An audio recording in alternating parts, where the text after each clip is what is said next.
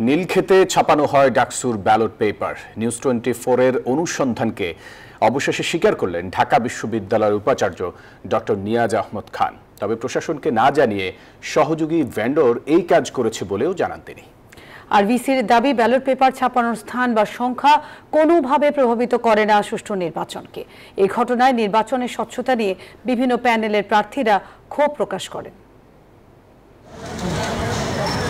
ডাকসু নির্বাচন শুরু থেকেই নানা অভিযোগে প্রশ্নবিদ্ধ হলেও সবচেয়ে আলোচিত অভিযোগ ছিল নীলক্ষেতে ব্যালট পেপার ছাপানোর ঘটনা। বিশ্ববিদ্যালয়ের প্রশাসন এই অভিযোগ বারবার অস্বীকার করলেও নিউজ 24 এর অনুসন্ধানী প্রতিবেদনের পর বিষয়টি আর গোপন রাখা যায়নি। ছাত্র সংগঠনগুলোর বারবার অভিযোগ আমলে না নিয়ে উল্টো নীলক্ষেতে ডাকসু নির্বাচনের ব্যালট পেপার ছাপানোর বিষয় অস্বীকার করে বিজ্ঞপ্তি দিয়েছিল বিশ্ববিদ্যালয়ের প্রশাসন। শিক্ষার্থী ছাত্র সংগঠনগুলোর দাবির মুখে রোববার সংবাদ সম্মেলন করেন ঢাকা বিশ্ববিদ্যালয়ের উপাচার্য।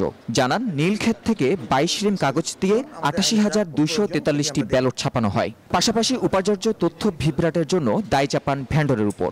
ওয়ালটন এখন দেশের সীমানা পেরিয়ে পৌঁছে গিয়েছে 50টিরও বেশি দেশে। ওয়ালটন, ঘরে ঘরে বিশ্বজুড়ে। তারা ব্যালট প্রস্তুতকরণ প্রক্রিয়ায় ও আনা নেয়ার চুক্তি মোতাবেক সর্বোচ্চ নিরাপত্তা নিশ্চিত করেছে। ব্যস্ততার কারণে কর্তৃপক্ষকে তারা নীলক্ষেতে ব্যালট প্রিন্টিং ও কাটিং এর বিষয়টি জানাতে ভুলে যায় বলে তারা স্বীকার করে। ভিসির স্বীকারোক্তিকে প্রশাসনের বোধোদয় বলে মনে করছে ছাত্রদল সহ বিভিন্ন প্যানেলের প্রার্থীরা। এই ঘটনায় নির্বাচন কমিশনের লুকোচুরি করায় ক্ষোভ জানান তারা। কোনো একটা বাজার সমিতির নির্বাচন হলেও একটা কেন্দ্রে কতগুলি ব্যালট এসেছে, কতগুলি ব্যালট ব্যবহৃত হয়েছে এবং কতগুলি ব্যালট ফেরত গিয়েছে তার একটা তালিকা থাকে। এই তালিকা এখন পর্যন্ত প্রকাশ করা হচ্ছে না। তাদের প্রশ্নের জায়গাটা ছিল যে এই যে 80% যে ভোট কাস্ট হলো, তাহলে অন্তত একটা রেস্ট্রিক্টেড বা একটা গোপনীয় পদ্ধতির ভিতরে যারা দেখতে চান ক্যান্ডিডেট ছিলেন অন্তত তারা যেন দেখতে পারেন। এইটা আমার মনে হয় না যে শিক্ষার্থীদের যে ব্যক্তিগত গোপনীয়তা সেটা আসলে ক্ষুণ্ণ হয়।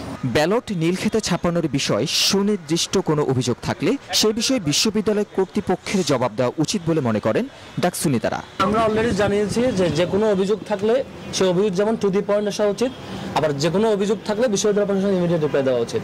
আমরা যখন অভিযোগ আসছে তখন অভিযোগ মেরিট বিবেচনায় যখন যেটা রিপ্লাই দিতে হয় ইউনিভার্সিটিকে অনুরোধ জানিয়েছিলাম, ইউনিভার্সিটি সম্ভবত রিপ্লাই দিয়েছে। ঘটনায় স্বচ্ছতা নিয়ে বড় প্রশ্নের মুখে এখন ডাকসু নির্বাচন। শিক্ষার্থীদের দাবি, দ্রুত এবং নিরপেক্ষ তদন্তের মাধ্যমে সত্য উদ্ঘাটন করতে হবে, না হলে এই নির্বাচনে বিতর্ক আরও দীর্ঘস্থায়ী হবে। ধন্যবাদ। নিউজ 24, ঢাকা।